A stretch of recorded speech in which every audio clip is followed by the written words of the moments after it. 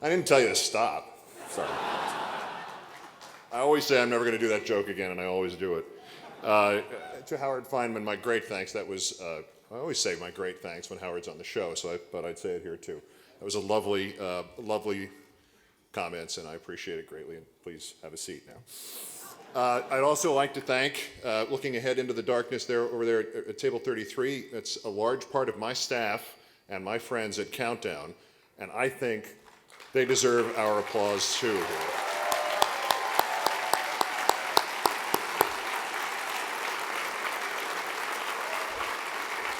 All right, that's enough because they're going to think that I'm underpaying them if the applause continues.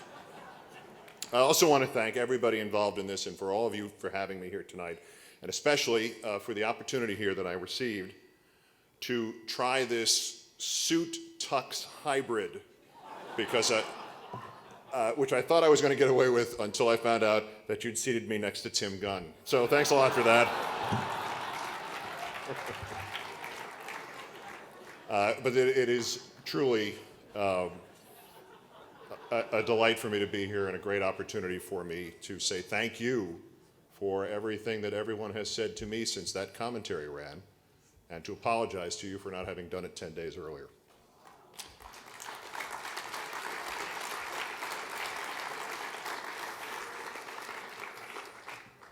One morning 40 or more years ago, my father, who was at the time making a solid income as a freelance architect, surprised me by getting up real early in the morning and going not into his office in our suburban basement in Westchester, but rather into the city for an interview for a full-time job as the in-house architect for a major department store chain. He was back within just a few hours, and I could see anger in his eyes, more than I had ever seen before. And it took him a few hours to talk about it. In fact, it took him a few hours to say anything at all. And then it all kind of poured out. They were ready to hire me, he said, but they had some questions. I realized pretty fast what kind of questions these were. They wanted to know, these people who were willing to offer him the job, what kind of foods I liked. They wanted to know what part of the city I grew up in. What did I do with my weekends? They wanted to know. They really wanted to know, in fact, not just about the weekends, they wanted to know what I did with my Saturdays. It was the Saturdays thing, I guess, he told me. I was, as I say, about 10 or a little younger, and I thought I had a vague idea of what he was driving at. I told them to cut the crap is actually what he said. I'll help them cut to the chase. He said, I like pork chops. I grew up in a mixed neighborhood off the concourse in the Bronx. I like to sit around on my weekends, and on Saturday, I don't go to temple because despite what the name's like, I sound like I'm not Jewish. And he said, and then one of the guys smiled at me, and my father's face got redder, and he used two words that to that point I had never heard him nor any other adult ever use in my presence before. He said, that is when I told him he could shove the job up his ass because I would never work for anti-Semite bastards like them.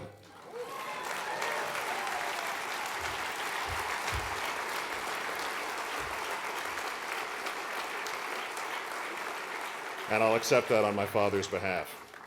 Even before the full ramifications of right and wrong could be fully formed in somebody of my age at that time, I had heard about what he was talking about, stuff like it. And all I really knew about it was I didn't like it. But it was on that day that I discovered that I was truly rooting for one side and not the other. That's when I began to take anti-Semitism and religious prejudice personally. Parents like that, the ones I've had, make life lessons like that indelible, but there are other lessons of the same kind that have to be learned in a more first-hand manner. Just 25 years ago, and just literally 6 blocks across town from where we are right now, I took a young woman out on a date, dinner date. Lovely young lady, slight New Jersey accent, but otherwise nothing distinctive about her.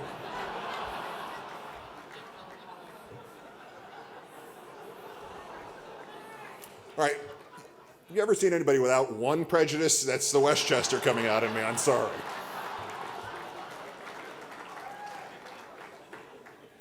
She was African American, but hell, this was 1983 and we were in New York, for God's sake, so that obviously didn't make any difference whatsoever. We went to an Italian restaurant on 2nd Avenue. I'd been there a dozen times or more before. It was deserted. It was a recession. There were 2 other couples in this place, and they were at opposite ends of the main room, and they put us in a window kind of arrangement on the avenue, street side. And Deanna and I were probably into our salads before anybody else walked in, another couple. And again, there were 30 or 40 tables in the place, and now only 4 of them were occupied, only 4 couples. So I barely noticed this at the time and only realized it in retrospect, that they sat these 2 new people almost next to us. Because, you know, no matter where they would have put them, necessarily they would have been close to one seated couple and nowhere near the 2 others. Only the couple they seated next to us, the new couple that had just walked in, were a black guy and a white woman. And still, it didn't really register. They had to sit somewhere. So what? But it was over the pasta that the actual lesson here was delivered. The 5th couple of the night walks in, and with the rest of the restaurant empty, save for these 2 white couples sort of over there. These newcomers are seated over in the window area with us, the one white guy and the black girl, and with the black guy and the white girl. The 5th couple, of course, was another white guy with another black woman. And I looked at Deanna, and I looked at the other mixed couples in the huddle that had been created for us over here in this corner of the restaurant. And I looked over in the distance, the far distance, at the white couples. And I looked back at Deanna, and I noticed she hadn't even slowed down eating. And I just sort of interrupted and said, "Seriously? Seriously?" And she looked at me, briefly puzzled, and then she surveyed the placement of these new diners, and she said matter-of-factly, "Sure." And I said, "In 1983? And she smiled sweetly, and she said, "In 1983. And I said, now taking great offense at what was being done around us, "In New York." And she blinked a couple of times, and she said, quietly and just sadly enough to get the point across to me indelibly, "Everywhere." And even though I think, I'm pretty sure I'm fair in judging myself retroactively in this way, I think I'd always been on the right side of that equation too, in the philosophical and even in the practical sense. That night was when I began to take racism, and especially that kind of quiet, subtle, insidious racism, personally. So,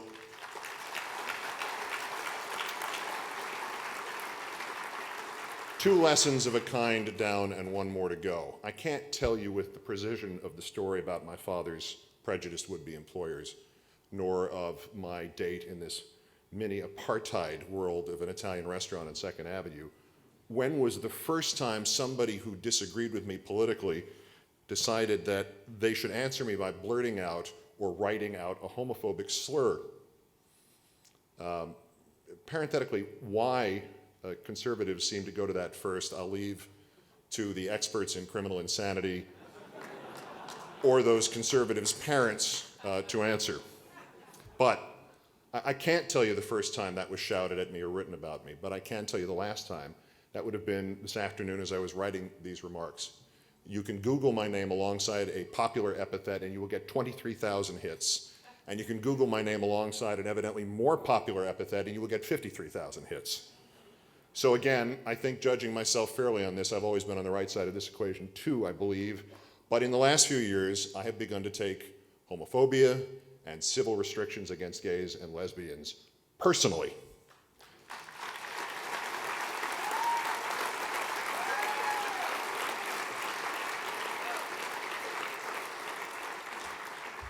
What is most striking about all this, I think, is that we live at a time when everybody, especially it seems the purveyors of hatred and prejudice against religions or races or sexual orientations or height or hair color, everybody actually believes they are also the victims of some kind of prejudice. The horrors of affirmative action, the destruction of the religious sanctity of marriage, or of course, bias in the media.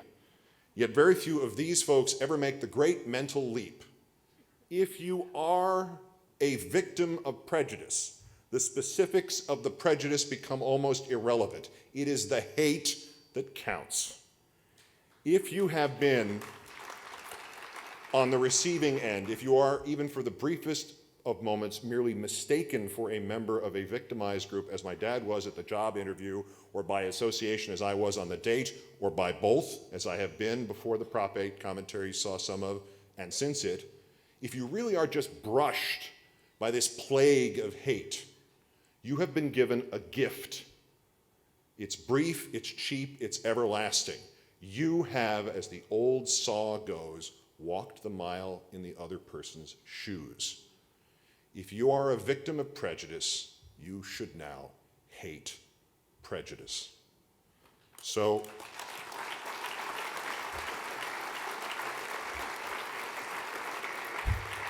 as I focus back on why you were kind enough to honor me here tonight, I think of the true impediments that life places in the way of a happy marriage. Marriage is about love. There are also some legal ramifications and protections and a lot of accounting, but marriage is about love. And with so many enemies arrayed against marriage, bad timing, poor health, infidelity, impatience, financial circumstances, tragedy, biology, the thought that some people actually feel the need to lengthen that list with artificial traditions that have exactly the same relevance in today's world as the law that used to make marriage between slaves legally non-binding, this thought continues to confound me. It is the dumbest thing I've ever heard.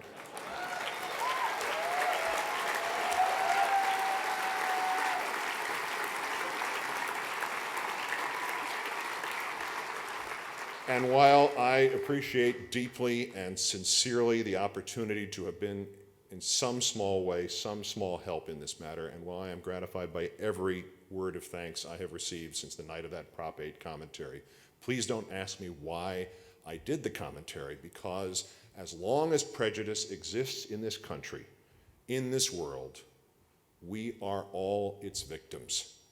And I don't just mean in that existential sense of asking for whom the bell tolls. I mean, apart from the prejudice against who we are or are not, most of us will also be subjected someday to prejudice against who we are mistaken for.